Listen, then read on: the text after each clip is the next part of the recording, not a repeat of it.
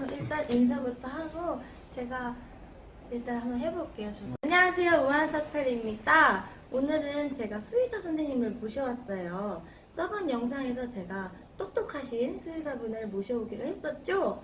바로 이분이십니다. 안녕하세요. 박수.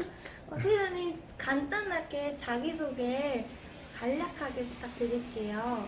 안녕하세요. 저는 평택에서 동물병원을 하고 있는 수의사 김기형입니다.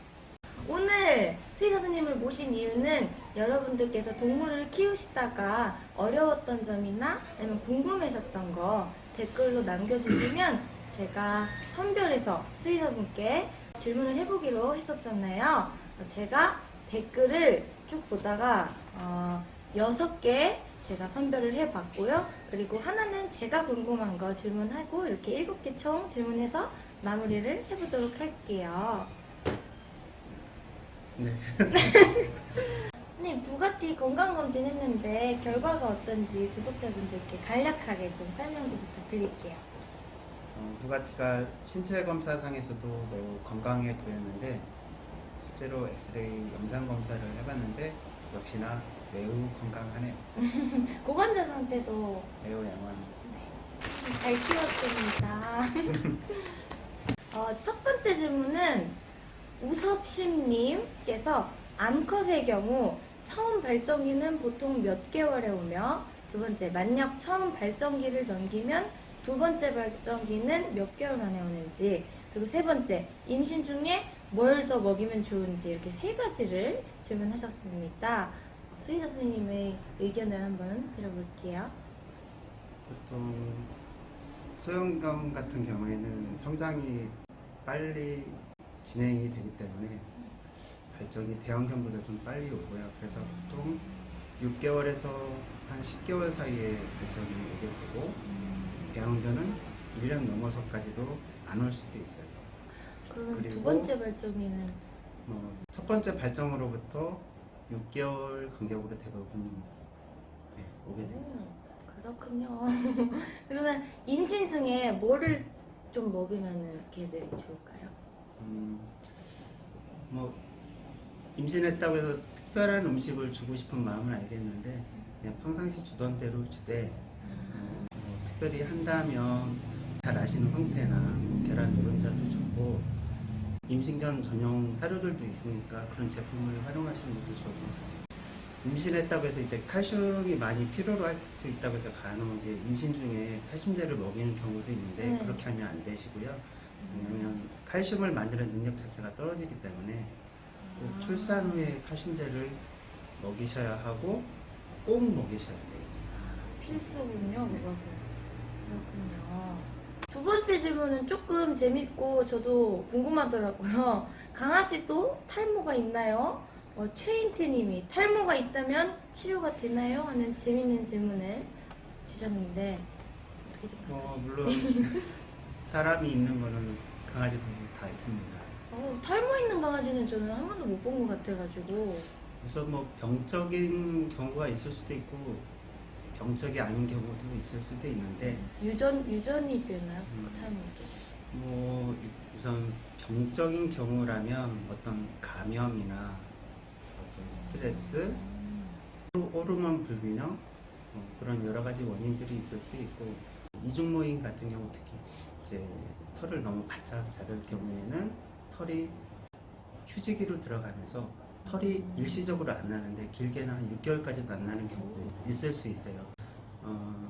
이중모인 애들은 대부분 좀 털을 너무 바짝 깎지 않게 주의를 좀 요합니다. 탈모면 그러면 머리, 얼굴? 여기 사람처럼 여기만 없어지는 원형 탈모도 있을 수도 있고요. 아니면 대칭성으로 왼쪽으로 어깨나 등 쪽으로 등줄기 따라서 다 이렇게 탈모가 진행이 될 수도 있어요. 그렇구나. 가려움증이나 염증을 동반해서 탈모가 진행이 된다면 꼭 진료를 받아보세요. 다음은 세 번째 질문입니다. 강준영님께서 질문해 주셨는데 저희 집 강아지가 16살 노견인데요. 아직은 소프트 사료는 먹는데 이것마저 힘들어지면 무엇을 급여해야 될까요? 하셨습니다. 아무래도 노령견이 되면 구강 관리가 굉장히 중요하거든요. 소프트 사료 주시는 것도 좋은데 그것도 못 먹을 정도라면 구강 건강상에 어떤 문제가 있을 수 있기 때문에 반드시 어떤 진단이나 검사가 좀 필요할 수도 있을 것 같으니까 병원에 가보셔야 될 것 같고요. 일단 집에서 할 수 있는 거는 소프트 사료도 먹지 못한다면 좀 더 유동식이나 죽 같은 타입으로 해서 먹이시고, 닦을 치아가 있다면 양치질을 반드시 하셔야 될 거고, 치아나 그 잇몸에다 바르는 그런 효소 제품들이 있기 때문에 그런 것들을 잘 활용해서 입냄새도 제거하고 감염도 좀 컨트롤 해주시는 게 필요할 것 같아요. 다음은 네 번째 질문입니다. 라희강님께서 질문해 주셨는데, 강아지가 우울증이 있다면 증상은 어떤 게 있을까? 그리고 만약 우울증이 있다면 어떻게 치료할 수 있을까요? 하고 질문해 주셨어요. 일단 강아지가 우울증이 생기게 되면 일단 무기력하거나 식욕이 줄고, 그리고 식욕이 줄으니까 체중도 감소할 수 있고요. 때론 반대로 식욕이 너무 이제 과잉돼서 폭식을 하는 경우도 있을 수도 있고요. 약간 보호자가 왔는데도 안기지 않거나 어떤 특정 부위를 과도하게 핥을 수도 있어요. 뭔가 기분 전환의 어떤 뭔가 포인트가 필요할 수도 있어요. 아무래도 그러면 콧바람 쐬는 게 제일 좋겠죠. 그래서 산책을 좀 많이 권고 드리고 싶고, 그래서 좋은 시간을 많이 갖다 보면 아이들도 서서히 극복하지 않을까.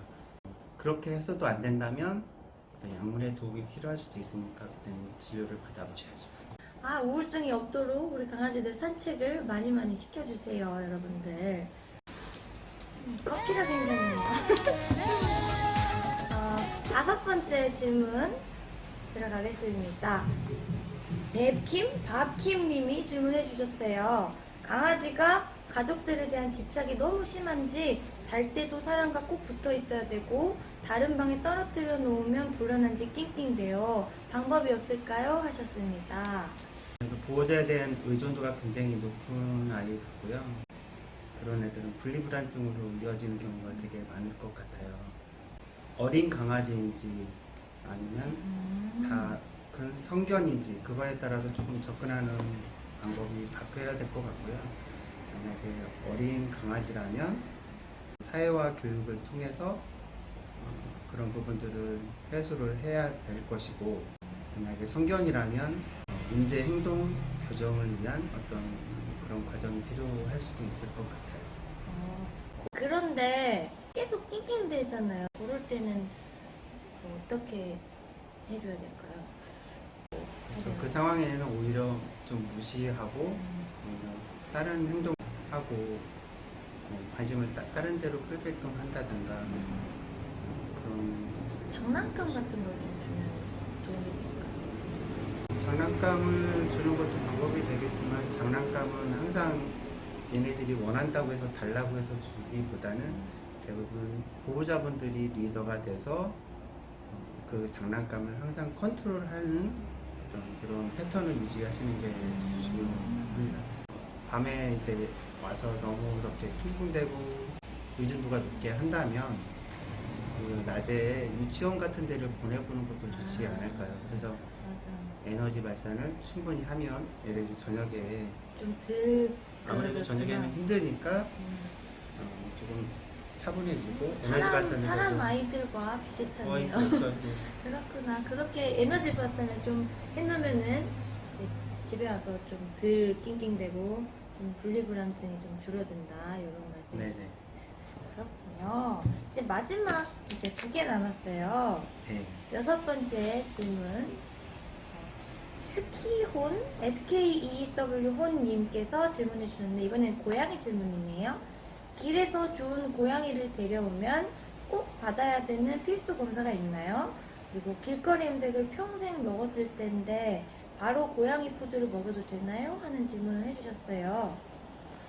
길냥이를 데려오게 되면 일단 감염적인 부분들을 체크를 해야 하거든요. 그 중에서 뭐 기생충이라든가 바이러스라든가 이런 것들을 잘 검사하고 그 길냥이의 어떤 건강 상태를 좀 더 알기 위해서는 영상 진단 검사라든가 혈액 검사라든가 그런 과정을 통해서 그건 수의사분과 상담 받으시면 될 것 같아요. 그러면은 걔네들은 길에서 음식을 다 먹는데 바로 이렇게 캔에 들어있는 그런 고양이 푸드를 먹여도 괜찮을까요? 건강한데? 길에서 생활을 오래 한 아이들이라면 온갖 그 음식들을 먹었을 거예요. 근데 일단 고양이들 습성상 특이한 새로운 음식에 대해서는 사실 조금 잘 안 안 먹고 시간적인 여유를 갖고 탐색을 많이 할 거예요. 그래서 그런 부분들은 밖에서 오래 한 아이들이면 일반적인 사료나 건사료, 습식사료를 준다면 큰 무리는 없을 것 같아요. 그렇군요. 마지막은 저의 질문인데 저는 우리 부가티도 그렇고 금강이도 그렇고 선생님께서 처방해주신 독일산 구충제를 먹이는데 제 지인분께서 또 되게 큰 개를 키우시는데 사람이 먹는 그 구충제를 그냥 주시더라고요. 괜찮다고. 근데 보니까 별 문제 없게 잘 크고 잘 놀고 있더라고요. 그래서 그 사람이 먹는 거를 큰 개면은 그래도 먹어도 괜찮은지 별 탈이 없는지 좀 궁금하더라고요. 동물 전용 약품을 먹이시길 권하고요. 왜냐하면 체중에 따른 적절한 양도 중요하고 약품의 어떤 성분에 따른 구충 범위가 틀려질 수 있기 때문에 그래서 전용 제품을 먹이시는 게 맞다고 생각을 하고요. 사람약을 먹이면 일부만 되고 일부는 안 될 수 있기 때문에 100% 그게 되는 건 그 아니구나. 동물들의 생활사나 체중이나 그런 부분들을 잘 고려해서 그거는 수의사와 잘 상담하셔야 될 거고 그렇게 결정하셔야 될 거예요. 너무 감사드립니다. 역시 똑똑하신 수의사분 만나서 이렇게 7가지 질문을 다 해결하고 갑니다. 오늘 촬영 도와주셔서 너무너무 감사드리고요. 앞으로도 좀 많이 부탁드릴게요. 무한사파리 동물들을 책임져 주세요. 감사합니다. 오늘의 컨텐츠는 이제 여기서 마무리하도록 하고요. 앞으로도 무한사파리